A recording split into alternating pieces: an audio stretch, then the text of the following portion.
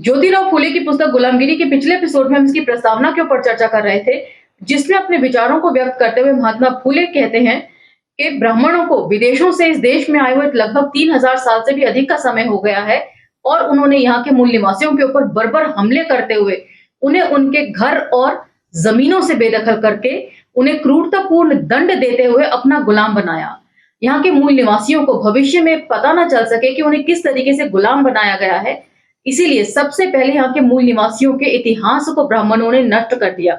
उसके बाद उन्हें लगातार गुलाम बनाए रखने के लिए झूठे, अवैज्ञानिक और काल्पनिक ग्रंथों की रचना करी, जिसे पढ़कर कोई भी समझदार व्यक्ति बता सकता है कि इन ग्रंथों की रचना सिर्फ और सिर्फ ब्राह्मणों को श्रेष्ठ दिखाने के लिए ही की गई है। यहाँ तक कि इन ग्रंथों में ब्राह्मणों ने खुद को ईश्वर से भी ज्यादा बड़ा बताया है।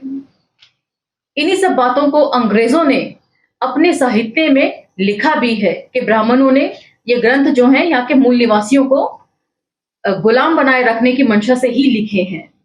उसके बाद महात्मा फूले बताते हैं कि ब्राह्मणों के दिए गए उपदेशों का शूद्रों के ऊपर इतना गहरा असर हो गया है कि अब अगर कोई उन्हें अज्ञान के अंधेरे से निकालकर उजाले की तरफ ले जाने की बात भी करता है तो शूद्र उनसे लड़ने पर उतारू हो जाते हैं।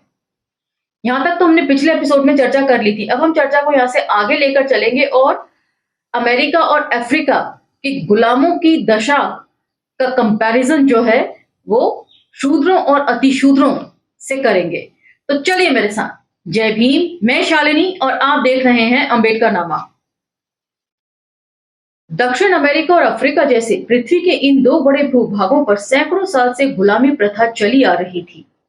दूसरे देशों से लोगों को पकड़ पकड़ कर लाया जाता था और गुलाम बनाया जाता था। गुलाम को खरीदने और बेचने की प्रथा यूरोप और प्रगतिशील कहे जाने वाले देशों में बड़ी शर्मनाक बात थी। मानव समाज के इस कलंक को धोने के लिए अंग्रेज अमेरिकी समाज के ही प्रगतिशील उदार लोगों ने लंबा संघर्ष किया, घमासान युद्ध किए। उन्होंने कभी भी अपने प्राणों की परवाह नहीं की और गुलामों की मुक्ति के लिए संघर्ष करते रहे।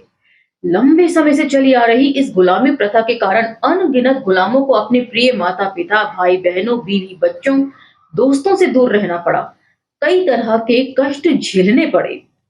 आखिर एक दिन ऐसी अमानवीय गुलाम प्रथा का अमेरिका अफ्रीका से पूरी तरह से खात्मा हो गया और लंबे इंतजार के बाद गुलाम परिवारों व मित्रों को मिला दिया गया।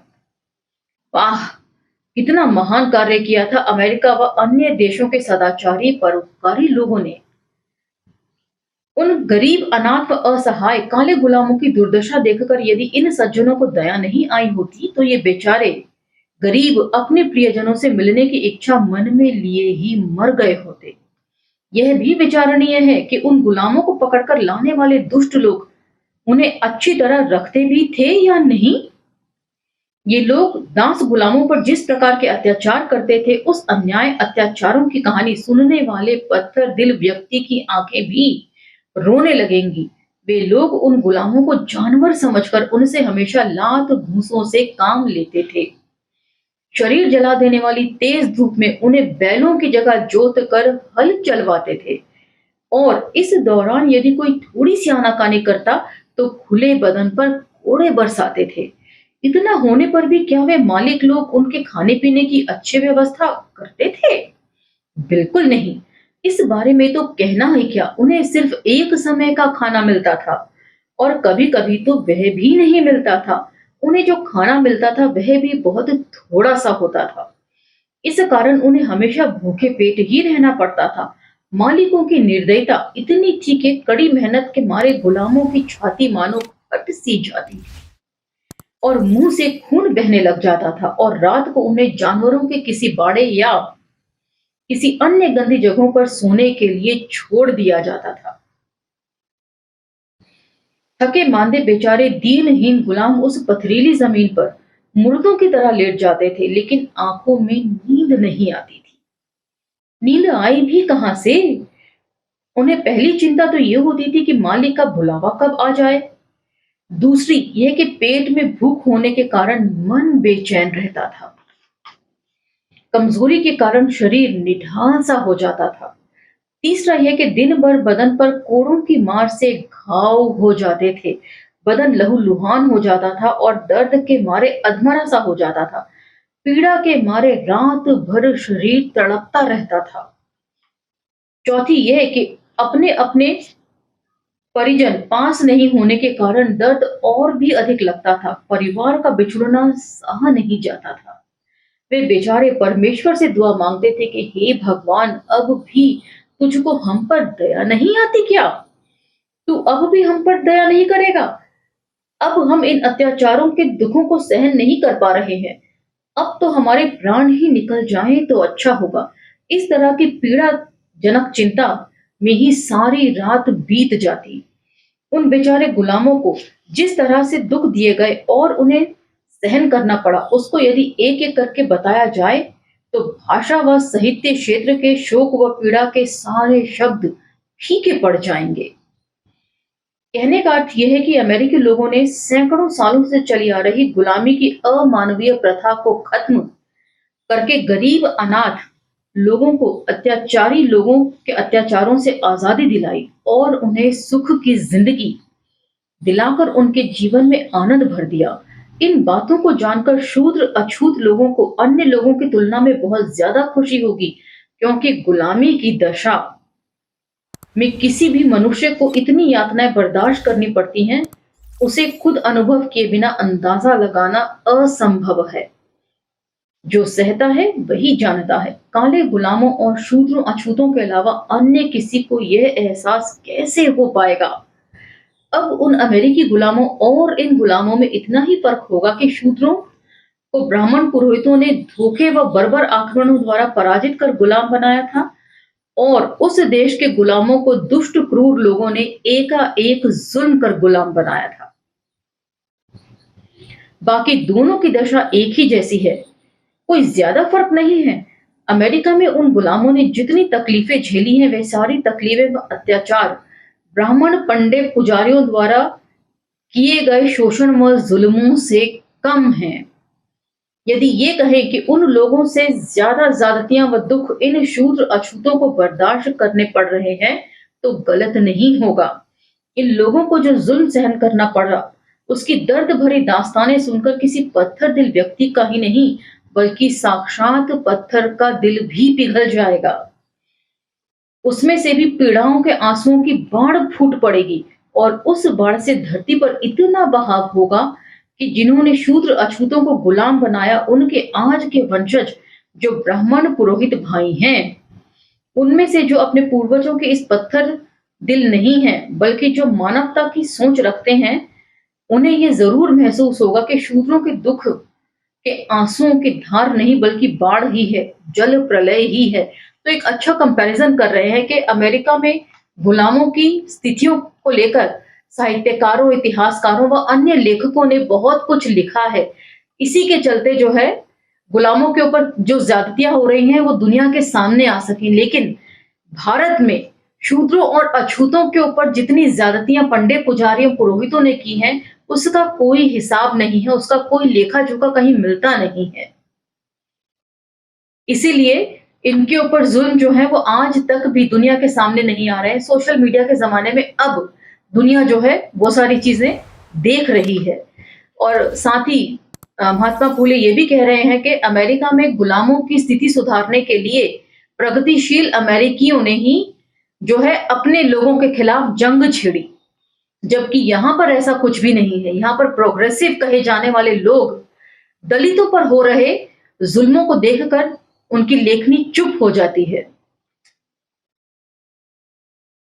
आगे सुनिए। हमारी दयालु अंग्रेजी सरकार को बिल्कुल आभास नहीं है कि बीते युगों में शूद्रों अतिशूद्रों को ब्राह्मण पुरोहितों ने कैसे कैसे अत्याचार सहने पड़े हैं और आज भी वे सह रहे हैं। यदि सरकार इस संबंध में पूरी जानकारी लेने की कोशिश करेगी तो उसे मालूम हो जाएगा कि उन्होंने भारत को छोड़ दिया है, उसकी उपेक्षा की।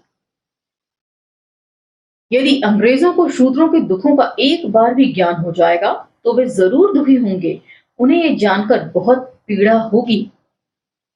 उन्हें अपने धर्म ग्रंथों में जब जब किसी पीड़ित दुखी की दशा और दुष्टों द्वारा सताए गए दुखी जनों की दशा कि उपमा देने की जरूरत पड़ेगी तो जरूर शूद्रों की दयनीय दशा की ही उपमा देंगे, शूद्रों का ही उदाहरण देंगे। ऐसी दुखदाई कहानी सुनकर कभी भी बहुत दुखी होंगे, लेकिन साथ में उन्हें थोड़ा संतोष भी होगा कि आज तक कविताओं में दुख और वेदना की तस्वीर श्रोताओं के सामने पेश करने के लिए बहुत सोच समझकर काल्पनिक उदाहरण बनाने पड़ते थे, लेकिन अब उन्हें इस तरह के काल्पनिक दिमागी कसरत करने की जरूरत नहीं पड़ेगी, क्योंकि अब उन्हें स्वयं लोगों द्वारा भोगे हुए जिंदा इतिहास मिल गया है। ऐसी अवस्था में आधुनिक समय शूद्रों के दिमाग में अपने पूर्वजों की दास्तान सुनकर दुखी होते रहेंगे कि अपने पूर्वजों ने कितने दुख झेले हैं। किसी समय ब्राह्मणी राज सत्ता में हमारे पूर्वजों पर जो शोषण व जुल्म ढाए गए, उसको याद करते ही हमारे रोंगटे खड़े हो जाते हैं। मन में ये विचार आते हैं कि जिन घटनाओं की याद ही इतनी अधिक पीड़ादायक है, तो जिन्होंने इन अत्याचारों को सहा होगा उनकी दशा कैसी रही होगी, यह तो वे ही जान सकते हैं। तो एक और अच्छा कंपैरिजन कर रहे हैं कि जो प्रगतिशील अमेरिकी थे या यूरोपियन थे, उन्होंने गुलामों की दशा को सुधारने के लिए बहुत सारे आंदोलन किए और उन पर हुई जुल्म और ज्यादतियों को अपनी लेखनी के जरिए लोगों तक पहुंचाने के लिए उन्होंने बहुत कल्पना यानी कि इमेजिनेशन का सहारा लिया कि किस किस तरह के जुल्म हुए होंगे, लेकिन भारत में उन्हें ये सारे जुल्म अपनी आंखों से देखने को मिले। हमारे ब्राह्मण भाइयों के धर्मशास्त्रों में इस तरह के जुल्म ज्यादतियों का एक बड़ा उदाहरण मिलता है। वह यह कि इस देश के मूल निवासी क्षत्रियों के साथ ब्राह्मण पुरोहित वर्ग का मुखिया परशुराम जैसे व्यक्ति ने कितनी क्रूरता बरती, यह भी इस किताब में बताने की कोशिश की है। फिर उसकी क्रूरता के बारे में इतना मालूम हुआ कि उसकी कई क्षत्रियों को मौत के घाट उतार दिया। परशुराम ने क्षत्रियों की अनाथ हुई नारियों से अवैध निर्दोष मासूम नन्हे नन्हे बच्चों को भी निर्दयता से छीन कर अपने मन में जरा भी संकोच नहीं रखते हुए घोर क्रूरता के साथ मौत के घाट उतार दिया, जिसे कहते हैं ना कि समूल नाश करना। ये जो छोटे बच्चे हैं बड़े होके हमारे लिए विरोधी ना साबित हो, इसलिए उन छोटे बच्चों को भी मार गिराया परशुराम ने। इसमें उसका दिल जरा भी नहीं पसीजा, यह उसका जघन्य अपराध था। वह इतना ही करके नहीं रुका, बल्कि अपने पति की मौत से दुखी स्त्रियों की, जो अपने गर्भ में पल रहे बच्चों की रक्षा के लिए जंगलों पहाड़ों में भाग रही थी, उनको भी कातिल शिकारी की तरह पीछा करके पकड़ कर खींच लाया। और बच्चा जन्म देने के बाद जब उसे पता चला कि बेटे का जन्म हुआ, तो वह उसका कत्ल कर देता था। मतलब बेटियों का कत्ल नहीं किया जाता था। इस तरह की कहानी ब्राह्मणों के ग्रंथों में ही लिखी हुई है। फिर भी उस समय की वास्तविक दशा तो और भी अधिक भयानक थी, जो इन ग्रंथों में पूरी नहीं मिलेगी, क्योंकि ब्राह्मण तो शूद्रों के खिलाफ थे। इसमें कोई शक नहीं कि इस घटना का बहुत सा वास्तविक भाग छिपाया या छोड़ दिया, क्योंकि कोई भी व्यक्ति अपने द्वारा किए गए दुष्कर्मों को अपने मुंह से नहीं कहता। ऐसे में यह भी बड़े ताज्जुब की बात है कि इस घटना को उन्होंने अपने ग्रंथों में लिखा है। सवाल ये उठता है कि आखिर परशुराम ने 21 बार क्षत्रियों को पराजित करके उनका सर्वनाश क्यों किया, और उसकी अभागी नारियों के मासूम बच्चों का भी कत्ल क्यों किया। ब्राह्मण पुरोहित वर्ग की नजर में परशुराम ने ये एक बहुत बड़ा पुरुषार्थ किया, और उसकी ये बहादुरी आने वाली भावी पीढ़ियों को मालूम हो, इसीलिए ग्रंथ लिखने वाले ब्राह्मणों ने इस घटना को अपने शास्त्रों में लिखा। एक कहावत है कि हथेली से सूरज को नहीं ढका जा सकता, क्योंकि ये घटना समाज में बहुत ही शर्मनाक घटना थी। फिर भी इसकी चर्चा इतनी फैल चुकी थी कि उससे इस घटना पर जितना पर्दा डालना चाहा, उतना उन्होंने छुपाया, और जब बस नहीं चला तो उतनी घटना लिखनी ही पड़ी। मतलब कोई भी अपने किए गए दुष्कर्मों का हिसाब किताब या लेखा जोखा नहीं रखता, लेकिन फिर भी इनके धर्म ग्रंथों में ये सारी बातें लिखी गई, पूरे तौर पर नहीं, जिसे कहते हैं ना कोड वर्ड्स में इन्होंने चीजों को लिखा है। इसलिए ब्राह्मणों ने जितनी भी हकीकत लिखी है उसी के बारे में सोच विचार किया जाए तो मन में बहुत पीड़ा होती है, क्योंकि परशुराम ने जब गर्भवती स्त्रियों का पीछा किया होगा तो उन्हें कितना कष्ट हुआ होगा। वैसे भी स्त्रियों को दौड़ भाग करने की आदत बहुत कम होती है। उसमें भी कई नारियां उच्च व कुलीन वंश की थीं, जिनको अपने घर की दहलीज पर चढ़ना भी मालूम नहीं था। घर परिवार में उनके सारे काम नौकर चाकर करते थे। मतलब जिन्होंने बहुत ही आराम व सुख के दिन देखे थे, उन पर जब अपने गर्भ में पल रहे शिशु के भार को लेकर तेज गर्मी में टेढ़े मेढ़े रास्तों पर भागने में मुसीबत आई होगी, तो समझो कि उन पर पीड़ा का कितना बड़ा पहाड़ आ पड़ा होगा। उनको दौड़ने की आदत तो थी नहीं, इस कारण दौड़ते समय पैरों के आपस में टकराने व ठोकर से धड़ाम से चट्टान पर तो बेचारी कभी खाइयों में गिरती होंगी। मतलब ये जो कुलीन वंश की स्त्रियां थी, अपनी जान बचाने के लिए और अपने गर्भ में पल रहे बच्चे को बचाने के लिए जो टेढ़े मेढ़े रास्तों पर भागती होंगी, तो कभी टकराकर पत्थरों पर गिर पड़ती होंगी या पैर फिसल जाने से खाइयों में जाकर गिर जाया करती होंगी। उससे किसी के माथे पर, किसी की कोहनियों पर, किसी के घुटनों पर चोट लगने से खून की धाराएं बहती होंगी। और परशुराम मारने के लिए उनका पीछा कर रहा था, ये जानकर और भी तेजी से दौड़ने की कोशिश करती होंगी। ऊबड़-खाबड़ पथरीले कांटों भरे रास्तों में उनके नाजुक पैरों में कंकड़ कांटे चुभते होंगे, जिससे लहू भी बहता होगा। कंटीली झाड़ियों से उनके कपड़े भी फट जाते होंगे। शरीर को जला देने वाली तेज धूप में भागते-भागते उनके पाँव में छाले भी पड़ जाते होंगे। आंखों से आंसू भी बहते होंगे। उनके सूखे कंठ को 2-2 दिन तक पानी की बूंद भी नसीब नहीं होती होगी। ऐसी कमजोर थकान भरी दशा में गर्भ में पल रहा शिशु भी छटपटाता होगा। उनको ऐसा लगता होगा कि यदि अब धरती फट जाए तो कितना अच्छा हो, हम उसमें कूद कर इस दुष्ट से तो छुटकारा पाएंगी। ऐसी दम तोड़ने वाली हालत में वे स्त्रियां गला फाड़ फाड़ कर भगवान से प्रार्थना करती होंगी कि हे भगवान, तुम्हें हम पर क्या जुल्म ढा दिया। हम स्वयं निर्बल हैं, इसीलिए हमें अबला कहा जाता है। हम हमारे पतियों का जो कुछ बल प्राप्त था भी वह भी इस दुष्ट ने छीन लिया।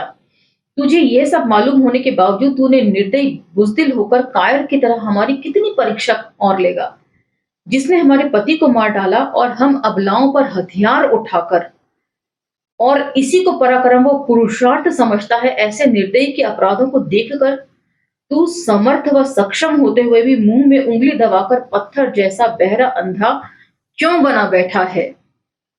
मतलब भगवान भी निर्बल का साथ नहीं देते कभी। इस प्रकार वे अबला नारियां बेसहारा होकर किसी मदद की तलाश में दीनहीन अवस्था में मुंह उठाकर ईश्वर से दया की भीख मांग रही थी। उसी समय दुष्ट परशुराम ने आकर उन्हें पकड़ न लिया होगा क्या? तब तो उनके दुखों की कोई सीमा ही नहीं रही होगी।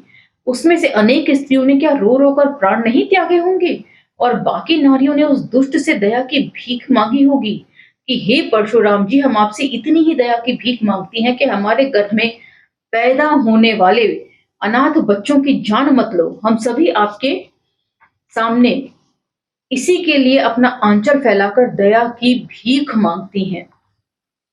क्या हम पर इतनी दया ना करोगे? आप हमारी जान ले लो, लेकिन हमारे इन मासूम बच्चों को जीवन दान दे दो, उनके प्राण मत लो। आपने हमारे शौहर को बहुत ही क्रूरता से मौत के घाट उतारा है। हमें समय से पहले विधवा कर दिया, सब सुखों से वंचित हो गई। अब भविष्य में हमारे कोई औलाद पैदा होने की भी उम्मीद नहीं है। ऐसे में हमारा सारा ध्यान हमारे गर्भ में पैदा होने वाली संतान पर लगा हुआ है।